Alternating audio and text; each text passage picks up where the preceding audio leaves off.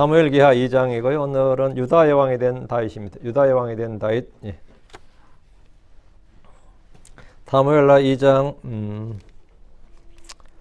4절 말씀 같이 읽겠습니다. 사무엘하 2장 4절 말씀을 같이 읽겠습니다. 유다 사람들이 와서 거기에서 다윗에게 기름을 부어 유다의 집 위에 왕으로 삼았더라. 그들이 다윗에게 고하여 이르되 야베스 길라 사람들이 사울을 묻었나이다. 예. 유다 사람들이 와서 거기에서 다윗에게 기름을 부어. 유다 사람들이 기름 부었다 이 말은 하나님께 기름 부음을 받았죠. 다윗은 당연히. 그런데 그건 하나님께 이제 왕으로 인정을 받은 거고, 유다 사람들이 와서 왜 기름 부었냐면 우리의 왕이 되어 주소서. 유다 사람이 기름 받은 건 우리의 왕으로 인정한다 이 말이죠. 취임식 하는 거죠. 한마디로 취임식 하는 겁니다. 하나님께 먼저 점지를 받아야 돼. 하나님께 먼저 임명을 받아야 되고요.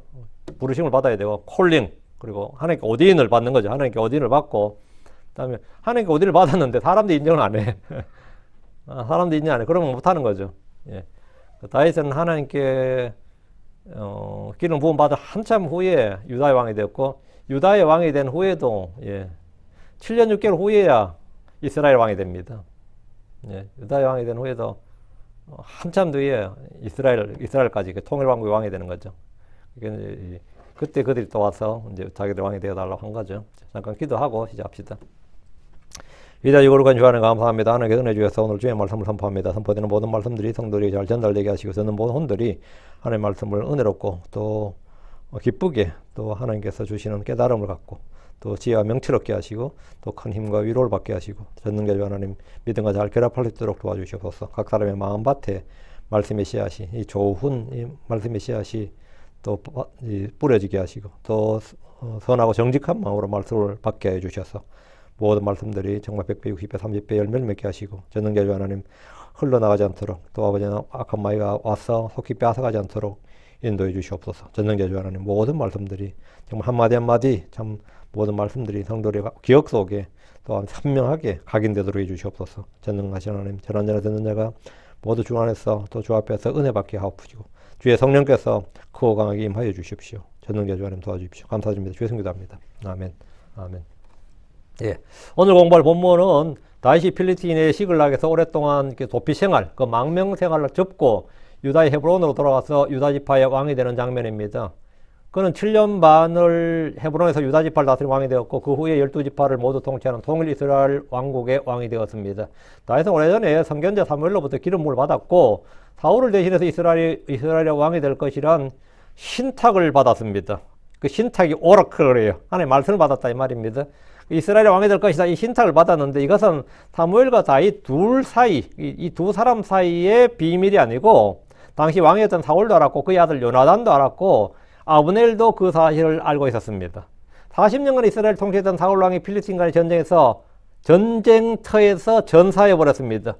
기브아산에서 이 마지막 죽음 어쨌든 전쟁터에서 전사하면 그렇게 제가 한 건 아니죠. 도망가다 전사했다 그러면 좀 그렇지만 전쟁터에서 전사했으니까, 그 정상적이라면 당연히 사울의 아들 요나단이 왕위를 이어받아 왕이 되어야 되겠지만, 요나단을 포함해서 사울의 아들 넷 중 셋이 전쟁터에서 한날에 전사했습니다. 막내 아들이 이스보셋, 에스바레죠. 막내 아들 이스보셋이 죽지 않았기 때문에 그가 왕의 계승자가 되었고, 당숙이라고 하죠. 우리나라로 말하면 당숙. 요즘 당숙하면 모를 겁니다. 아버지의 사촌 형제인데, 당숙인 아브넬의 추대로 왕이 되었습니다. 그때 그의 나이 40세였고 2년간 재위했습니다. 이스라엘의 실권자였던 아브넬은 아버지 사울 시대 때부터 실권자였습니다. 군대 대장이었으니까. 이스라엘의 실권자였던 아브넬은 다윗에게 사자를 보내어서 동맹을 맺고 왕국을 넘기려 했습니다. 뒤로 넘겨서 사무엘 3장 12절 보시죠. 그리고 아브넬이 자신을 대신해서 사자들을 다윗에게 보내며 말하였더라. 이 땅이 누구의 것이니까? 또 말하기를 당신은 나와 동맹을 맺으소서. 그리고 보소서, 내 손이 당신과 함께 있을 것이요 온 이스라엘을 당신에게로 데려오리다. 이거는 이스보셋의 입장에서는, 북왕국 이스라엘 입장에서는 반역자가, 이런 반역자, 이완용이 저리 가라 해요. 나라 넘기는 거잖아. 여기 보면 아브넬 이게 뭐야 대체? 아브넬이 자신을 대신해서, 이스보셋이 아니고 아브넬이, 지가 왕이야? 근데 지금 자기가 왕이야 사실은. 내가 동맹을 맺겠다잖아요. 당신은 이스보셋과 동맹을 맺어서, 당신은 나와 동맹을 맺어서잖아. 그래서 다음에 내가 뭐라고? 온 이스라엘 당신의 데려오리다. 이스라엘 실세가 누구라는 거예요? 예, 왕은 지금 허수아비고 내가 왕이다 사실은. 나와 동맹을 맺으면 되는 거야. 내 손이 당신과 함께 할 것이요 온 이스라엘을 당신에게 데려오리다. 이러면죠 통일왕국이 되는 거죠. 그럼 2년 만에 다윗이 왕이 되는 거예요. 이제 통일왕국이. 그러니까 아브넬이 다윗에게 평화통일을 제안한 겁니다. 제일 좋은 거죠. 평화통일, 전쟁 없이 통일하는 거잖아요. 명색이 왕은 이스보셋인데 사신을 보내고 협정을 맺고 통일을 논의한 것은 아브넬이었습니다. 아브넬은 이스라엘의 장로들에게 그 뒤에 사무엘 3장 17절 18절 지나간 때에 너희가 너희를 다스릴 왕을 다스릴 왕으로 다윗을 구하였도다. 그런즉 이제 그 일을 하라. 이는 주께서 다윗에 관하여 말씀하시기 때문이라. 말하기를 내가 내 종 다윗의 손으로 내 백성 이스라엘을 구원할 것이요 또 필리스틴 사람들의 손과 그들의 모든 원수들의 손에서 벗어나게 하리라. 그 아브넬이 뭡니까? 다른 지파의 장로들에게도 너희들이 구한 왕은 다윗이었다. 이렇게. 그 다윗이 왕이다. 하나님께 기름 부음 받았다. 이런 신탁은 다 하는 거예요. 그의 말을 들어보면 다윗이 하나님께서 그들 위해 세우신 왕이라는 사실을 다 잘 알고 있었습니다. 인정하고 있었어요. 아브넬은 이스보셋이 왕으로 있는 이 상황에서 다윗을 왕으로 삼자고 이스라엘 장로들을 지금 설득하고 있습니다. 아브넬의 이런 노력에 다윗과 사울의 집은 동족상전이란 내전을 거치지 않고 자연스럽게 평화통일을 이룰 수 있었습니다. 그리고 흡수통일이죠, 그것도. 평화통일은 평화통일인데 평화통일도 어디가 힘이 더 있어야 되느냐, 누구를 중심으로 하냐 달려있는데 다윗을 중심으로 하니까 다윗이 통일왕이 되면 이 다윗이 흡수통일하는 거예요. 은행이 두 개 합병을 하더라도 은행장이 누가 되느냐가 어디가 어디에 흡수되는가에 달려있거든요. 두 은행을 합병해도 그렇고 회사 합병도 마찬가지예요. 근데 지금 통일왕국이 되면 다윗이 왕이 되는 거죠. 이스보셋이 왕이 되는 게 아니니까. 그래서 이 북왕국이 다 나를 갖다 바치는 거죠. 예. 자연스럽게 평화통일을 이룰 수 있는데, 그다음 이 다윗의 부하가 요압인데, 다윗의 군대 대장이 요압이죠. 그러니까 요압은 다윗과 협상을 잘 마치고 돌아가던 아브넬을 따라가서 죽여버렸습니다. 이게 난리 난 거죠. 평화통일의 분위기가 이 사건으로 완전히 깨져버렸습니다. 다윗에게 갔는데 죽어서 돌아왔다면 어떤 거죠? 이쪽에서 어떻게 보는 거예요? 이건 뭐 완전 난리 난 거지. 요압이 자기 동생 아사헬의 원수를 갚겠다고 한 일이지만 사람들은 다윗이 시켜서 한 일로 판단했습니다. 아브넬이 죽자 이스보셋은 그의 군대 대장에서는 바하나와 레갑에게 살해당했습니다. 그들이 이스보셋의 머리를 들고 다윗을 찾아갔습니다. 전국은 혼란 그 자체였지만 곧바로 통일이 되지 않았습니다. 아브넬이 죽지 않았더라면 다윗은 2년 만에 흡수 통일을 할 수 있었어요. 아브넬이 안 죽었으면. 근데 아브넬이 죽음으로 말미암아 흡수통일은 물 건너가 버렸고 평화통일도 물 건너가 버린 거죠. 예, 이런 상황이었습니다. 자, 본문 보겠습니다. 1절입니다. 그리고 이 일 뒤에 이런 일이 있었으니 다윗이 주께 여쭈어 말하기를 내가 유다의 도시들 중에 하나로 올라가리까 하에 주께서 그에게 말씀하였더라. 올라가라. 그러자 다윗이 말하기를 내가 어디로 가리까 이에 그분께서 말씀하였더라. 헤브론으로 갈지니라. 네. 자, 다윗은 더 이상 티글락에 머물지 않고 유다로 올라가 뭔가를 해야 했습니다. 지금 시국이 비상사태란 말이죠. 전시 상황이고. 지금 이스라엘의 국가 비상사태입니다. 왕은 죽었고, 왕자들 죽었고, 나라는 패전했고 말이죠. 지금 엉망이란 말이죠. 전쟁에서 패배했고, 왕과 그의 세 아들이 죽었습니다. 전쟁에 참여하는 많은 군인이 죽었고, 권력은 공백 상태입니다. 주의 기름 부음 받은 다윗이 움직일 때가 되었습니다. 그러나 그는 경솔하게 행동하지 않고 먼저 주께 물었습니다. 1절에 보면 다윗이 주께 여쭈어 말하기를 내가 유다의 도시들 중에 하나로 올라가리까. 이건 뭐 당연한 질문을 왜 하는 거예요? 지금부터는 나는 이제 하나님의 인도를 받겠다 이거예요. 이제부터는 나는 내 뜻대로 내가 결정해서 하나님께 사후제가가 아니라 사전에 항상 먼저 뜻을 묻고 주님의 인도를 받겠다 이거예요. 다윗이 스스로 생각하고 판단할 줄 몰라서 물은 것이 아닙니다. 그는 주의 도우심과 주의 인도하심이 필요했기 때문에 주를 찾고 그분의 뜻을 구한 겁니다. 주님은 길을 정하시고 걸음을 인도하시는 분입니다. 다윗은 얼마 전 아말렉 족속을 치기 전에 기도할 때 대제사장에 오신 에봇을 앞에 두고 주께 물었습니다. 에봇을 앞에 두고 주께 물었다. 이 말이 뭐예요? 한국 사람들도 기도할 때 그냥 기도하는 사람도 있지만 성경책 한 거 갖고 와서 성경책 위에 손딱 얹고 기도하는 사람 있죠. 아니면 십자가 떠가 놔두고 십자가 아래에서 기도하는 사람 있고, 아니면 예수님의 초상화도 아니지만 그 초상화 밑에서 기도하는 사람도 있고 그래요. 또 교회에서도 그냥 앉아 기도하는 사람도 있지만 꼭 강단 앞에 나와서 기도하는 사람이 있습니다. 그와 같이 이 다윗도 에봇을 앞에 놓고 기도할 때 대제사장 에봇을 놓고 기도하는 거예요. 그러니까 주께 물었습니다. 그래 이번에는 곧바로 주님께 에봇 필요 없고 바로 주님께 물었습니다. 그 필요 없다 이거죠. 다윗이 아말렉 족속을 친 후에 믿음이 그만큼 성장한 겁니다. 오늘날 많은 이들이 기도하기 전에 자신의 뜻을 정해놓고 묻습니다. 내가 이제 유다로 올라가야지 하고 가서 주님께 묻는다. 그러니까 자신의 뜻을 먼저 정해. 그러니까 자신이 계획하고 정한 뜻을 주님께 고하고 주께서 도와주셔서 내가 이 정한 뜻과 계획을 뭐라고 주님이 성공하게 해달라고 기도를 하는데 하나님을 자신의 종이요 도우미로 삼는 일입니다. 순서가 그래야만 되죠. 다윗은 지금 그가 유다의 도시들 중에 하나로 올라갈까 말까 당연한 질문인데 이런 올라가야 하는지 말아야 되는지부터 물었고 이에 주께서 올라가라 이렇게 말씀하셨어요. 다윗의 물음에 주님은 즉각적으로 대답하셨습니다. 그래서 다윗이 또 내가 어디로 가리까? 유다로 가면 유다의 도시들이 많단 말이죠. 어디로 가리까? 다윗은 유다의 도시들 중에 하나로 어디로 가야 되는지 물었는데 뭐 보통은 자기 고향으로 가죠. 베들레헴으로. 근데 어디로 가야 하리까 했는데 주님이 헤브론으로 갈지니라. 헤브론은 유다 지파의 수도요 다윗이 예루살렘을 수도로 정할 때까지 왕도로 삼은 곳입니다. 하나님은 다윗을 헤브론으로 인도하셨습니다. 2절 이에 다윗이 그의 두 아내 예스레엘 여인 아히노암과 갈멜 사람 나발의 아내 아비갈도 데리고 거기로 올라갔더라. 다윗은 주의 말씀대로 그의 두 아내를 데리고 헤브론으로 갔습니다.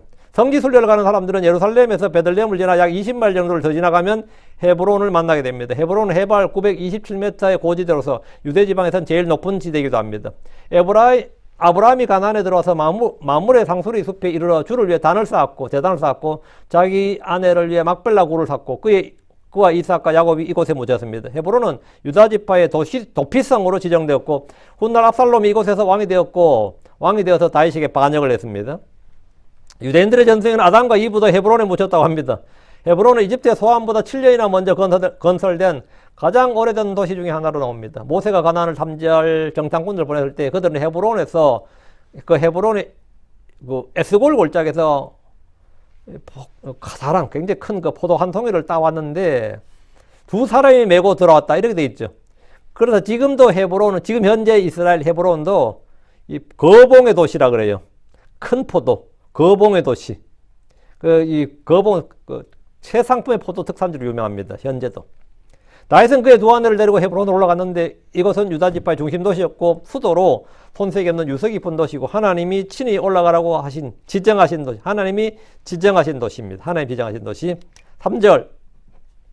그리고 다윗이 그와 함께 했던 그의 사람들을 각자 자기 가족과 함께 데리고 올라갔더라. 그리고 그들이 헤브론의 도시들에 거주하였더라. 다윗이 주의 말씀에 따라 헤브론으로 가자. 그와 함께 했던 그의 사람들도 각자 자기 가족과 함께 올라갔습니다. 600명의 젊은이들과 그들의 가족들이 함께 움직이면 대략 한 2,000명 정도 될 겁니다. 2,000명 정도의 사람들이 시글락에서 헤브론으로 집단 이주를 한 겁니다. 이제 집단 이주. 그리고 그들이 헤브론의 도시들에 거주했더라. 헤브론의 도시들, 헤브론이 이제 큰 도시인데 헤브론의 도시들이 복수를 했죠. 그 헤브론이라는 큰 도시의 여러 지역들을 지칭해서 그렇게 말한 겁니다. 다윗은 유다 지파이기에 이곳을 그의 정치적 발판으로 삼았습니다.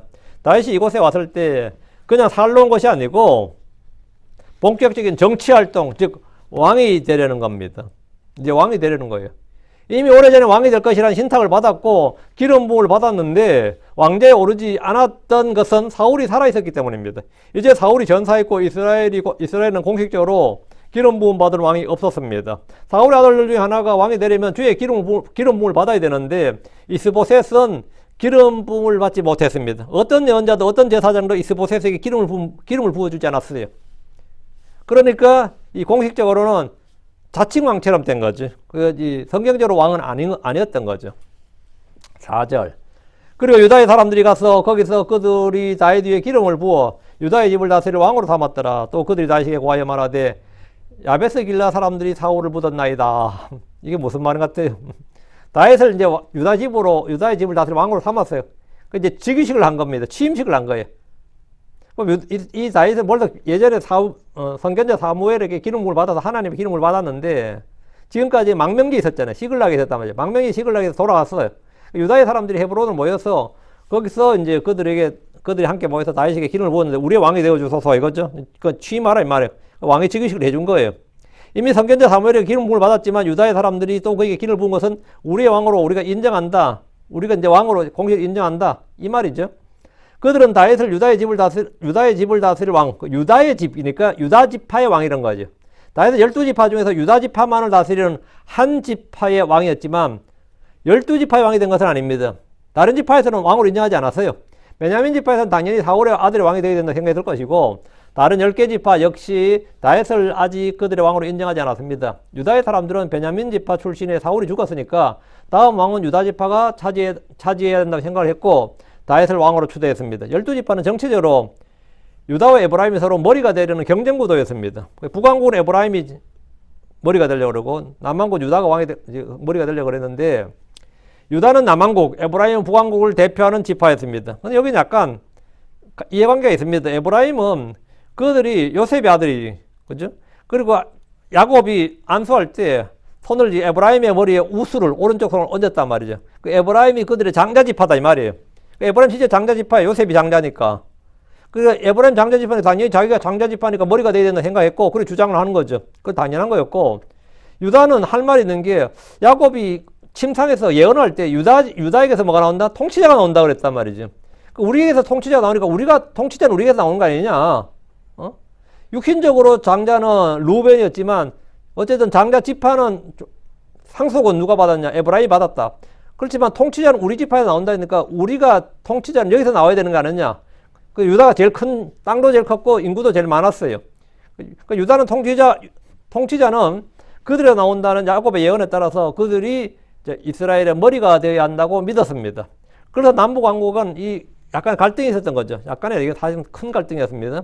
그래서 남북왕국이 갈라지기 전부터 분열과 갈등의 양상이 있었습니다. 솔로몬 이후에 르호보암 때 갈라졌지만 실제 이미 이때 한번 사울의 죽음 이후에 한번 갈라졌습니다.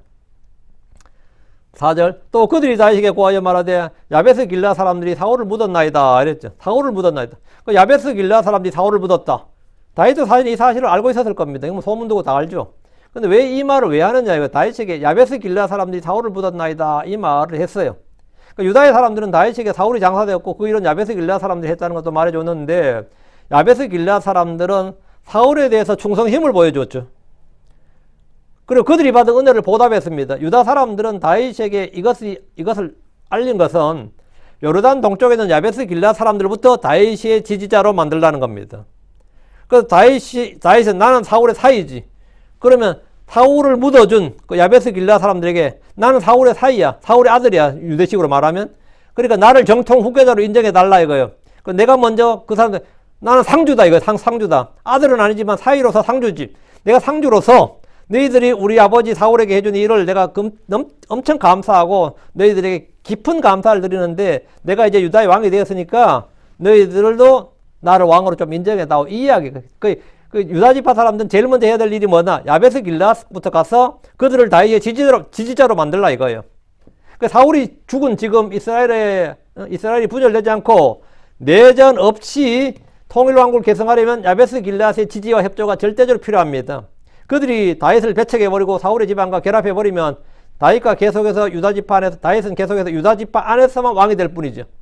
그건 아무것도 아니라고. 지금부터 다윗은 지파들끼리 서로 피를 흘리는 내전 없이 온 이스라엘을 통치하는 왕이 되어야 됩니다.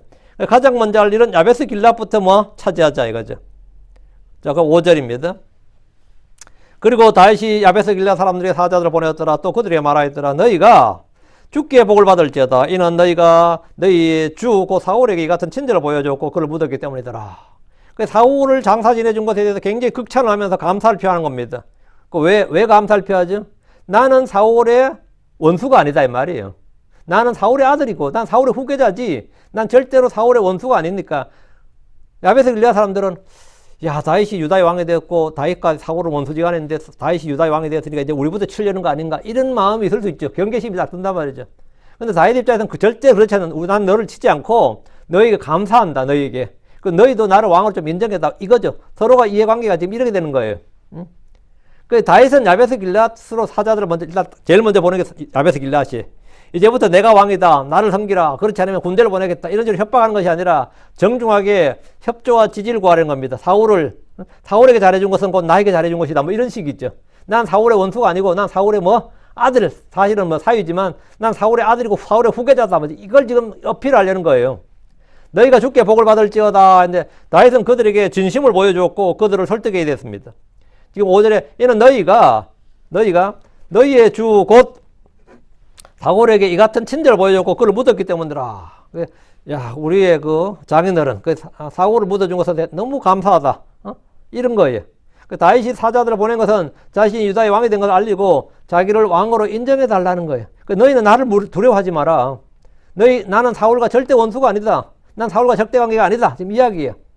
너희가 사울을 묻어주고 너희가 사울의 충성을 보여주고 그 신실을 보여준 것은 내가 감사한 것이지 절대로 감히 사울을 묻어주고 이게 나한테 지금 반길들 이런 게 아니었다 말이지. 다윗은 그들이 사울에게 한 일을 칭찬하면서 그 역시 사울의 아들임을 사울의 사위임을 자연스럽게 부각시키고 있습니다. 그는 마치 장례를 마친 뒤에 상주들이 감사 인사를 하는 것 같은 그런 마음, 그런 자격으로 사자들을 보낸 겁니다. 사실 이스보셋이 아버지 사울과 형제들의 사체를 장사 지내준 그들에게 감사 인사를 하고 답례를 해야 정상인데 이스보셋은 지금 정신이 없어서 야베스 길앗에 그런 걸 못하고 있는 거죠. 계속해서 사울 왕조를 유지하고 그들의 충성을 받으려면 일단 그들의 마음을 얻어야 됩니다. 일단 다윗은 이제 정치 다 됐어요. 일단 그들의 마음을 얻어야 돼요. 6절 그리고 이제 주께서 너에게 친절과 진리를 보여주었도다. 내가 또한 이 친절을 너에게 갚으리니 왜냐하면 너희가 이 일을 행하였기 때문에. 이 부분 내가 또한 이 친절을 너에게 갚으리니 내가 또한 이 친절을 너에게 갚으리니 이게 무슨 말이에요? 내가 너희의 왕이 되겠다 이 말입니다. 내가 이 친절을 너희에게 갚겠다. 그러니까 너희가 사울에게 해준 이 일에 대해서 내가 감사를 표하고 내가 하겠다는 말은 뭐다? 내가 뭐 해야 이걸 갚을 수 있는 거야? 내가 너희를 다스릴 왕이 되어야지 너에게 내가 보답해 줄 거 아니냐 이거야. 그 다윗은 야베스 길앗 사람들이 온갖 좋은 말을 다 하고 있습니다. 지금 이스라엘은 필리스틴에게 패배했고 사울 왕은 죽었기 때문에 지금은 힘을 모아야 할 때입니다. 왕자를 두고 지파별로 권력 다툼할 때가 아니다 이 말입니다. 다윗은 지금 절실하게 그들의 힘이 필요하고 그들의 지지가 필요하다 이거예요. 그들의 도움을 필요하다 이거예요. 그리고 이제 주께서 너에게 친절과 진리를 보여주셨도다. 이 말은 그들의 선행을 인정하고 치하하는 겁니다. 하나님께서 그들에게 복을 주실 것이다 이 말이에요. 내가 또한 이 친절을 너에게 갚으리라. 너희가 사울에게 해준 이 친절을, 사울에게 해준 그 일을 내가 너에게 갚겠다. 내가. 네가 뭔데? 내가 사울의 후계자다 이거예요. 내가 사울의 아들이다 이거예요. 이 말이죠. 예. 이 말은 다윗이 그들이 행한 일에 대해서 보답해 주겠다는 건데 정치적 거래예요. 정치적 거래예요. 다윗이 그들에게 보답해 주겠다, 확실히 보상해 주겠다는 것으로 사울이 그들에게 베푼 것보다 더 많은 혜택을 제공해 주겠다는 겁니다. 왕이 주겠다는 보상은 그들에게 광범위한 자치권을 부여해 주고 세금과 노역을 줄여 주겠다는 겁니다. 근데 야베스 길앗 지역에 내가 세금 줄여주고 노역을 줄여주고 이런 걸 그게 보답하는 거지. 또 그들이 모압이나 암몬 같은 외적의 공격을 받으면 전에 사울이 했던 것처럼 확실히 군대를 보내서 내가 직접 가서 막아주겠다 이거야. 내가 너희의 구원자가 되고 너희의 방패가 되어주겠다 이거야. 사울은 전에 그렇게 했잖아요. 그 이야기를 지금 하는 거죠. 그 안보에 대한 약속은 생존권에 관한 것이기 때문에 가장 중요합니다. 내가 왕이 되어서 너희의 안보를 책임져 주겠다 이거예요. 너희의 국방을 책임져 주겠다 이거예요. 다윗은 그들이 사울에게 행한 선한 일을 자기가 갚아주겠다는 거예요. 왜? 왜냐하면 너희가 이 일을 행하였기 때문이라. 다윗의 보상, 보답에 대한 이런 약속은 그를 왕으로 인정하고 좀 받아달라는 거예요. 지지해달라 이거예요. 정권 교체기에 그들이 다윗을 거부하면 이 모든 약속은 파괴됩니다. 호의를 거절한 것은 중립이 아니라 적이 될 수도 있다는 경고이기도 합니다. 왕이 되는 자들이 지방 호족들에게 사자들을 보내서 하는 약속이 겁니다. 내가 너희의 재산 안 건드리고 너희의 자치권을 인정해주고 세금도 줄여주고 하겠다 그러면 다 넙죽넙죽 항복하는 거죠. 지금 야베스 길앗에 지금 바로 그런 겁니다. 예. 그래서 이 약속을 받아들이면 이 말을 들으면 나의 제안을 받아들이고 내 이걸 받아들이면 너희들은 나의 신민이 될 것이고 거역하면 죽음뿐이다. 이거 거역하면 죽음이다.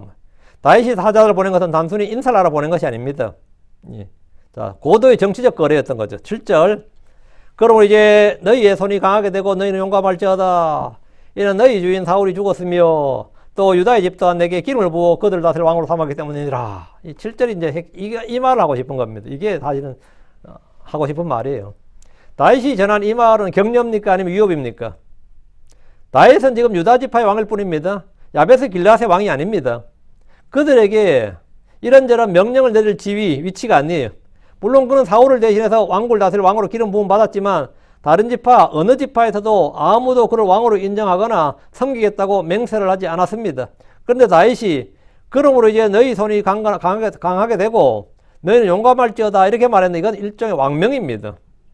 왕명이에요. 너희 손이 강하게 되고 너희는 용감할지어다 이랬는데 지금 시대가 지금이 필리스틴과 전쟁이 있고 왕이 죽은 상태잖아요. 사울이 죽은 상태인데 지금 국가적 위기 상황이고 비상사태니까 너희도 전쟁 준비를 하라는 겁니다. 징집 명령이 떨어지면 군대를 보내라 이거예요. 나는 필리스틴과 싸울 마음이 있단 말이죠. 그럼 군대가 필요하죠. 그럼 야베스 길랏도 내가 징집 명령 내리면 따르라 이거야. 언제든지 싸울 준비를 하고 나의 명령을 기다리라는 겁니다. 이는 너희 주인 사울이 죽었으며, 사울이 죽었으니까 이제 명령 내릴 사람이 없는 거잖아요. 내 말을 따르라 이거야. 이제 사울 왕이 죽었으니까 내 명령을 따르라는 겁니다. 왕이 죽었다 해서 왕이 없는 것이 아니다 이거야. 내가 왕이다 이거야. 내가 사울의 후계자다 이거예요. 또 유다의 집 또한 내게 기름을 부어 그들 다스릴 왕으로 삼았기 때문이라. 유다의 집은 이미 나를 왕으로 삼았고 기름 부어 삼았으니까 너희도 그렇게 하라 이거야. 야베스 길랏 사람들에게 그가 유다 지파의 왕이 되었다는 사실을 알려주면서 너희도 나를 왕으로 인정하고 너희를 다스릴 왕으로 삼으라 이거예요. 땅이 가장 크고 인구가 가장 많은 유다 지파가 나를 왕으로 삼으라 하면 어떻게 된 거죠? 야베스 길랏도 그렇게 하라. 권고이면서 명령입니다. 야베스 길랏 사람들은 다윗이 이 말에 다윗을 두고 어떻게 해야 될지 결정을 해야 됩니다. 우리가 이 다윗의 사신들에게 뭐라고 답을 해야 되는지, 우린 다윗을 또 어떻게 해야 될지, 사울의 집을 따를지, 이 시점부터 다윗을 왕으로 인정하고 다윗에게 그냥 갈지, 이걸 결정을 해야 돼요. 8절입니다. 그러나 사울의 군대 대장이요 넬의 아들인 아브넬이 사울의 아들 이스보셋을 취하여 그를 마하나임 넘으로 데려갔더라. 다윗이 왕이 돼서 유다 지파를 다스리고 야베스 길랏으로 사신을 보내자 사울의 군대 대장이었고 넬의 아들인 아브넬이 사울 왕조를 지키고자 했습니다. 이거는 당연한 일이죠. 그런 사울 왕조의 최고 실권자입니다. 그는 왕의 아들 셋이 전쟁에서 죽었음에도 불구하고 죽지 않고 무사히 돌아왔습니다. 그래 이제 사울 왕의 뒤를 이걸 왕을 세우려고 합니다. 사울에게는 아직 아들 하나가 있었기 때문에 합법적인 왕위 계승권자가 있었던 겁니다. 그런 사울의 아들 이스보셋을 취해서 그를 마하나임 넘으로 데려갔는데 이스보셋의 본명이 에스바알입니다. 에스바알은 바알의 사람이라는 뜻이고 이스보셋은 수치스러운 사람이라는 뜻이에요. 바알이라는 이름이 유대인들이 사용하기 적합하지 않기 때문에 이 보셋으로 바꾼 겁니다. 그 아브넬은 이스보셋을 마하나임으로 데려갔는데 이곳은 야곱이 바단 아람에서 고향 가나안으로 돌아가던 중에 천사들을 만났던 곳입니다. 그 마하나임 유명하죠. 이곳은 갓지파와 므낫세 반지파의 경계에 있었습니다. 아브넬은 이곳을 택했는데 이거는 안전의 문제도 있지만 유다 지파를 뺀 다른 지파들에게 우호적인 모습을 보여주면서 지지를 받으려는 겁니다. 나 여전히 왕이니까 북왕국은 전부 다 나를 따르라 이거. 유다 지파 빼고는 전부 다 나를 따르라 이거죠. 9절입니다. 그리고 그를 길랏과 아솔 족속과 예스르엘과 에브라임과 베냐민과 온 이스라엘 위에 왕으로 삼았더라. 사울의 군대 대장인 아브넬은 사울의 아들 이스보셋을 2대 왕으로 앉혔습니다. 유다 지파는 이미 다윗을 따로 왕으로 세움으로써 떨어져 나가버렸고 나머지 지파들의 지지를 받아야 되는데 다행히도 유다 지파를 제외한 나머지 지파들은 사울 왕의 뒤를 이어 왕이 된 이스보셋을 왕으로 인정했습니다. 길랏과 아솔 족속과 예스르엘과 에브라임과 베냐민과 온 이스라엘 위에 왕으로 삼았다는 것은 그가 어쨌든 사울을 이어서 2대 왕이 되었다는 겁니다. 이때부터 유다와 이스라엘이 분리됩니다. 유다왕, 이스라엘왕 이렇게 분리되는 겁니다. 솔로몬의 아들 르호보암 때 다시 한번 완전히 남북왕국이 분리되는데 그 전에 이미 2년 동안 왕국의 분열이 있었습니다. 10절입니다. 사울의 아들 이스보셋이 40세였을 때 그가 이스라엘을 통치하기 시작했고 2년 동안 통치했더라. 그러나 유다의 집은 다윗을 따랐더라. 그러나 유다의 집은 했죠. 유다 지파는 다윗이죠. 이제 남북왕이 갈라진 거죠. 그가 이스라엘을 통치하기 시작했고 이스라엘과 유다 이래 되는 거죠. 이스라엘이 북왕국이 되고 유다가 남왕국이 되는 거죠. 사울의 아들 이스보셋이 왕이 된 때가 40세였습니다. 위의 형제들이 모두 죽었고 넷째인 그가 40세 왕이 되었는데 당시 다윗의 나이가 30세였습니다. 10살 차이가 나는 거죠. 예. 위의 형들이 모두 죽었고 넷째인 그가 40세 왕이 되었는데 다윗은 이시의 막내 아들 8째였기 때문에 사울의 막내 아들보다도 10살이 어렸던 겁니다. 그렇다면 사울의 첫째 아들인 요나단과 나이 차이가 제법 났을 겁니다. 이스보셋은 군대의 대장인 아브넬의 추대로 왕이 되어서 2년 동안 통치했습니다. 그러나 주의 기름 부음을 받지 못했고 제사장들이나 예언자들의 지지를 받은 것도 아니어서 실권 없는 왕이 되었습니다. 군대를 가진 아브넬에게 실권이 있었습니다. 사실상 왕이었죠. 11절. 그리고 다윗이 헤브론에서 왕으로 유다의 집을 다스린 기간은 7년 6개월이었더라. 다윗은 헤브론에서 7년 6개월을 유다의 왕으로 다스렸습니다. 다윗의 집과 사울의 집은 서로 경쟁하는 관계가 되었습니다. 체제 경쟁이라 그러죠.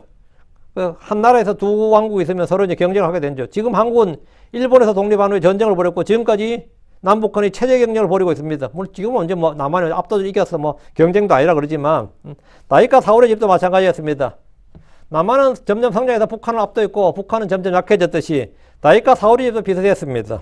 사무엘하 3장 1절에 보면 이제 사울의 집과 다윗의 집 사이에 오랫동안 전쟁이 있었더라.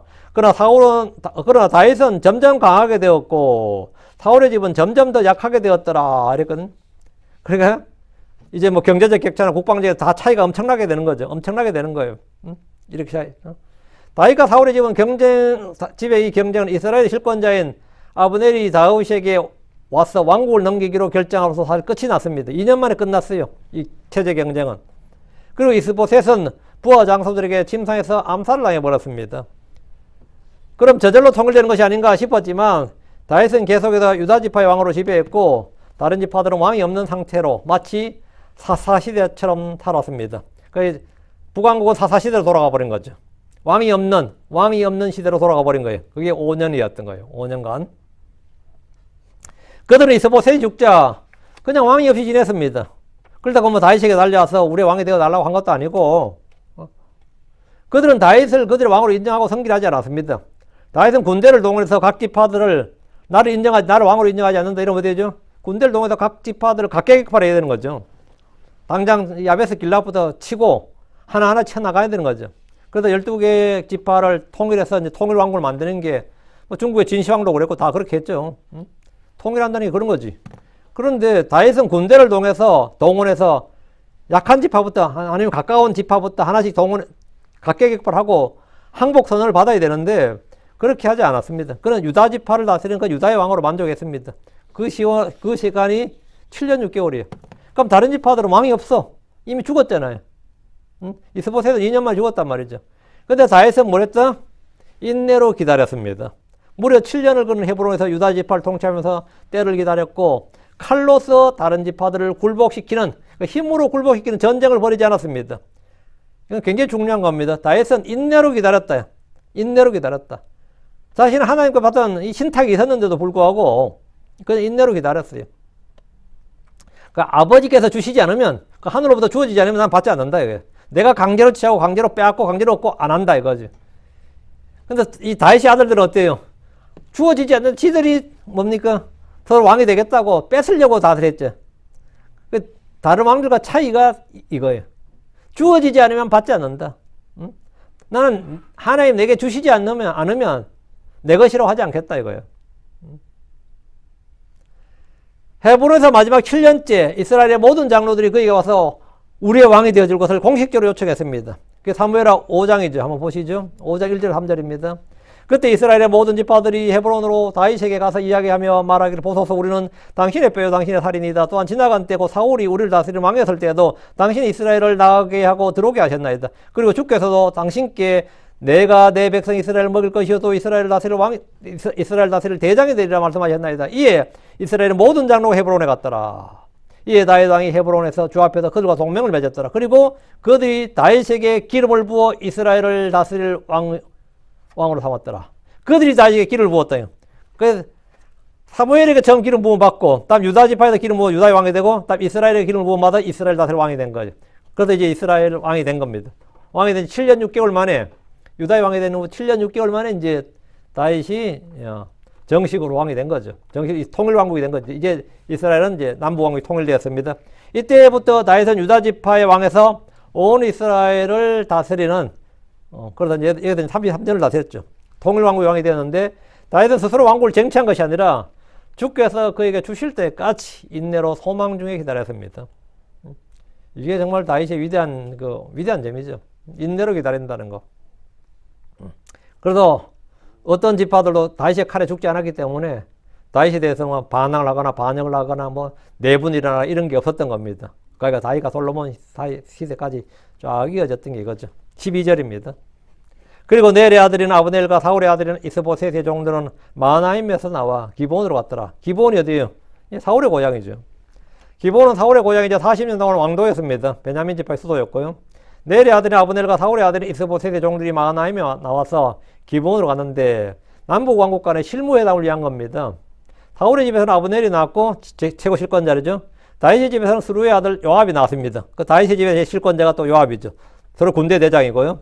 이들은 왕의 군대를 맡고 있는 실권자들이었습니다. 이들이 이 기브아에서 서로 만난 거예요. 실무회담 하는 건데 한국은 참 남북왕국이 갈라져서 이해하기 쉽네요. 판문점이라고 여기가. 기부하가 판문점이라고. 남북이 대치하고 있다면 그 판문점이 있잖아요. 그 판문점 회담하는 거지. 13절. 또 수루의 아들 요압과 다윗의 종들은 나가서 기본의 연못가에서 함께 만났더라. 그리고 그들이 한쪽은 연못 이편에 또 다른 쪽은 연못 저편에 앉았더라. 그러니까 바로 마주 앉지 않고 연못을 사이에 두고 지금 거리를 두고 앉았어요. 회담 장소로 택한 곳은 기본에 있던 연못가였습니다. 연못가였는데 연못을 사이에 두고 수루의 아들 요압과 다윗의 종들이 있었고 다른 쪽에서는 이제 네리 아들 아브넬과 이스보셋 종들, 베냐민 지파죠. 이스보셋 종들이 있었습니다. 마치 남북한이 판문점에서 만나는 것과 비슷한 그런 장면입니다. 자, 14절. 이에 아브넬이 요압에게 말하였더라. 이제 젊은이들이 일어나 우리 앞에서 겨루기 하자. 격투하자. 이거 격투하자. 그러자 요압이 말하였더라. 그들을 일어나게 하라. 연못을 사이에 두고 두 진영이 마주 앉았는데 말로 회담을 하는 게 아니라 지금 격투하자는 거예요. 아브넬은 무식한 장군답게 부하들끼리 싸움을 붙이자는 거예요. 아버지 요압에게 말하고 이제 젊은이들이 일어나서 우리 앞에서 겨루기 하자. 자기들은 구경하고 싸우게 하자는 거예요. 근데 뭐 레슬링도 아니고 권투도 아니고 씨름도 아니에요. 칼을 진검승부야. 칼을 들고 서로를 죽이는 그런 진검승부를 지켜보자 이거야. 이것은 대장이 할 일은 아니죠. 생명을 구원하려는 것이 아니라 멸하려는 것으로 부하들을 사지로 내모는 겁니다. 싸움을 하려면 차라리 부하들 싸우게 하지 말고 우리 둘이 1대1로 싸우자. 요압하고 아브넬이 싸워야지. 요압과 아브넬이 싸워서 이긴 놈이 승리하는 걸 하자. 이렇게 해야 정상 아니에요? 그러니까 이곳에 우두머리가 장군들이 자기들이 칼을 잡고 싸워서 결판을 내자고 해야 되는데 한 명이라도 그럼 희생을 줄이는 거잖아요. 그게 정상적인 사고 방식입니다. 그게 희생 정신이고 대장의 책임의식이죠. 근데 아브넬이나 요압은 자기 부하들을 싸우게 하고 그들은 그 싸움을 구경하겠다는 겁니다. 요압은 아브넬의 제안을 거절하지 않고 그렇게 하지 말고 니하고 나하고 1대1로 싸워서 끌판 내자. 이래야 정상이죠. 근데 그들을 일어나게 하라. 이렇게 맞받았습니다. 콜을 한 거죠. 이제는 자존심 싸움을 넘어서 서로 죽고 죽여야 하는 그런 싸움이 되었습니다. 장군이라면 부하들 간에 무력 다툼이 일어나지 않도록 막아야 정상이지만 이들은 싸움을 부추기고 있었고 둘 다 사악한 사람이고 비천한 사람입니다. 비천한 자들이. 이런 자들이 통치자가 되고 권력을 잡는 것이 백성에겐 심판이고 재앙입니다. 북한 주민들의 가장 큰 심판은 그들 위에 있는 권력자들입니다. 중국도 아니고 러시아도 아닙니다. 미국도 아니고 유엔군도 아니에요. 북한 주민이 받는 가장 큰 심판은 김일성 3대 세습이에요. 김일성, 김정일, 김정은이가 그들에 주어진 가장 큰 심판입니다. 한국에 주어진 복은 뭐예요? 이승만 같은 사람이지. 이승만, 박정희 이렇게 이어지는 거지. 그게 한국 사람들의 가장 큰 복이야. 선하고 의로운 통치자, 그런 목자, 그런 교사는 백성이 주신 하나님의 복입니다. 그 유다 지파에게 가장 위대한 복은 뭐죠? 다윗이 그들에 있다는 거지. 다윗이 그들의 왕이라는 게 가장 큰 복이었습니다. 하나님이 그들에 주신 가장 큰 복이 다윗이야. 다음이 솔로몬이었고, 그게 그들에 주어진 복이에요. 그들에 주어진 그럼 가장 심한 그 심판은 뭐였냐? 므낫세 같은 놈이 왕이 되는 거지. 그런 사람이 왕이 되는 게 이제 유다 지파의 가장 이스라엘 아합 같은 놈이 왕이 되는 거지. 그 권력자, 그 통치자, 누가 그 나라에 주어지는 거야? 요즘 미국에서 복을 받아서 트럼프가 딱 됐잖아, 대통령이. 그 정말 얼마나, 하나님께서 마지막 때 은혜를 베푸신 거죠. 자, 15절입니다. 그때 거기서 사울의 아들 이스보셋에게 속한 베냐민의 12과 다윗의 종들 중에 12이 수요대로 일어나서 나아갔더라. 그러니까 12명이 뽑은 거예요. 12대 11로 싸우는 거지. 양진에서 12명이 일어났습니다. 12명씩. 이들이 오늘 상대와 싸울 검투사들로 뽑혔습니다. 이스보셋에 속한 베냐민 지파 12과 다윗의 종들 중에 12이 각기 일어나서 칼을 잡고 결투를 벌이는데 게임의 규칙이 뭐냐? 상대가 죽을 때까지예요. 상대가 죽을 때까지예요. 아브넬과 요압은 이것을 마치 게임을 하듯이 즐기고 있습니다. 이거 확 나간 놈이. 16절입니다. 그리고 그들이 각각 자기 상대의 머리를 잡고 그의 칼로 상대의 옆구리를 찔렀더라. 그럼 어떻게 된 거죠? 둘 다 죽는 거죠. 찔렸는데 목 잡고 막 나 찔리면 그냥 있어요. 그 사람도 찔리겠지. 그래야 그들이 함께 쓰러졌더라. 그리고 그 장소가 헬갈 핫술이라 불렸고 그것은 기본 안에 있더라. 12씩 최정예 군사들이 나를 뽑혀서 나왔을 텐데 서로 싸우니까 각각 자기 상대의 머리를 잡고 그의 칼로 옆구리를 찔렀단 말이죠. 그래야 그들이 함께 쓰러졌습니다. 그 장소 이름이 뭐겠어요? 이름이 내가 뭐 히브리 하나도 몰라도 헬갓 하수림 하면 뜻이 와닿죠? 이 뜻이 칼의 벌판이라는 뜻입니다. 칼의 들판, 칼의 벌판. 그래서 서로 칼싸움을 했다고 해서 이 이름이 붙여진 거예요. 칼의 벌판인데, 그럼 이 12일만 끝나게 해서 이제 젊은 애들이 피를 보면 어떻게 되는 거죠? 감정이 격해지는 거죠. 그럼 전면전으로 벌어지는 겁니다. 전면전으로 벌어졌는데, 17절. 그리고 그날 거기서 싸움이 매우 심하였고, 차례도 12일 끝나고, 우리가 졌네, 이겼네, 결판 나서 내기한 거 아니에요. 싸움이 심해졌다고. 매우 심하였고, 아브넬과 이스라엘 사람들이 다윗의 종들 앞에서 패배하였더라. 그럼 이제 아브넬을 도망쳐야지 어떻게 해요? 이거 보니까 저쪽이 칼을 훨 잘 써. 12이 차례대로 한 명씩 싸운 것이 아니라 집단적으로 패싸움을 했는데 그 싸움은 더 크게 벌어졌습니다. 아브넬과 요압이 각기 몇 명의 군대를 동원했는지 모르지만 이곳에서 큰 싸움이 벌어졌는데 결과는 아브넬과 이스라엘 사람들이 다윗의 종들 앞에서 패배했습니다. 그러니까 유다 지파 사람들이 칼을 훨 잘 썼던 거예요. 베냐민 지파는 기본적으로 돌이나 활을 잘 사용했기 때문에 약간의 거리를 두고 싸워야 됩니다. 근데 이렇게 근접전을 벌여버리면 유다 지파한테 져요. 근접전에 칼을 들고 싸우면 많이 불리한 싸움입니다. 거리를 두고 싸웠으면 아마 베냐민 지파가 이겼을 겁니다. 아브넬이 칼이나 활을 사용해야 되는데 그 근접전으로 칼 들고 싸우는 바람에 이 바보 같은 일을 했죠. 근데 만약에 거리를 떨어뜨렸으면 걔들이 돌 들고 던졌거나 활을 쐈으면 유다 지파가 아마 많이 졌을 겁니다. 근데 이 전쟁에서 어쨌든 이 싸움에서는 유다의 사람들, 다윗의 사람들이 압승을 했어요. 압도적으로 이겼어요. 이쪽은 20명 죽었고 저쪽은 360명가 죽었거든. 그 싸움이 이게 뭐 말이 되냐고. 이렇게 아무리 싸움을 못해도 말이죠. 옛날 싸움은 칼싸움은 쪽수예요. 요즘처럼 뭐 기관총 쏘는 것도 아니고 대포 쏘는 것도 아닌데 칼싸움은 쪽수라고. 이렇게 야전에 싸울 때 특히 쪽수인데 이게 뭐 완전히 이 아브넬의 부하들이 작살이 난 거예요. 어찌되었든 간에 다윗의 종들이 승리했고 이렇게 되면 아브넬이 이제 도망을 친 거죠. 자기는 살아야 되잖아요. 대장이니까. 그러니까 이날 요압이 사울의 군대 대장인 아브넬을 처리해버리면 사울의 집은 저절로 무너집니다. 뭐 이전까지 갈 것 없죠. 요압과 그 형제들이 이 기회에 뭐 다른 게 아니라 아브넬을 죽일 생각이었어요. 아브넬만 죽이면 되니까. 아브넬만 죽이면 끝이다 이 말이에요. 그러니까 아브넬을 죽일 생각이었습니다. 처음에는 다윗의 집과 베냐민의 집에서 12명씩 선발해서 결투를 했지만 그것이 전쟁이 되어버렸고 베냐민 지파가 이 전투에 패배했고 패배하니까 아브넬은 도망을 갔어요. 이 도망가니까 요압은 지금 왔는데 요압은 삼형제가 같이 참전했어. 그러니까 같이 참전했는데 그 요압, 아비시에, 아사엘 이렇게 삼형제 같이 중에서 이 셋째가 형제 중에서 막내 아사엘이 그렇게 또 달리기를 잘했어요. 그 아사엘이 달리기를 잘해가 도망가는 누굴 추격해요? 아브넬을 추격하죠. 아브넬을 추격해서 아브넬을 죽겠다 따라가는데 요거는 다음 시간에 하도록 하겠습니다. 예. 요거는 다음 시간에 하고 오늘은 여기까지. 예. 오케이. 그래서 오늘은 유다의 왕이 된 다윗인데 다윗의 믿음이 많이 성장한 장면이 이제 사무엘하고 2장부터가 이제 다윗이 엄청난 영적 성장을 이루었고 그때부터 이제 주님의 뜻을 따르면서 이제 유다의 왕으로서 즉위한 거죠.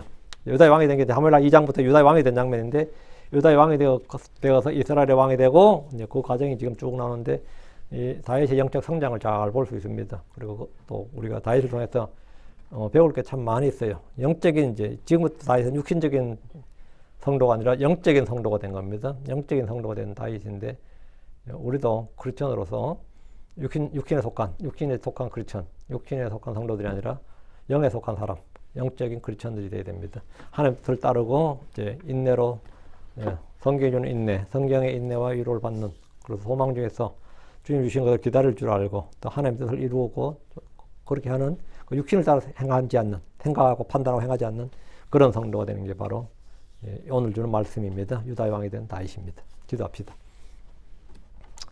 위대하고 거룩한 주 하나님 감사합니다. 하나님께서 내주셔서 오늘 말씀을 선포했습니다. 선포된 모든 말씀들이 성도들이 잘 전달되게 하시고 또 듣는 모든 혼들이 또 더 이상 저희가 육신을 따라 살지 않고 이 땅의 육신의 정력대로 살지 않고 이 세상에 동화되지 않고 세상에 침공되지 않고 하나님의 뜻을 따라서 하나님께 묻고 하나님의 인도함을 받는 그런 성도들도 도와주십시오. 성령을 따르라고 말씀하신 주님, 저희가 성령을 따르게 하시고 하나님의 말씀의 빛을 따르게 해주시옵소서. 아버지 하나님 자기를 부인하고 아버지 하나님 참 이 자기 자신의 정과 욕심이 아니라 오직 주께서 기록하신 말씀을 따라서 살 수 있도록 주님께서 은혜를 베풀어 주시옵소서. 표대가 되신 예수님을 바라보고 그 길로 따라가 달릴 수 있도록 인도해 주시옵소서.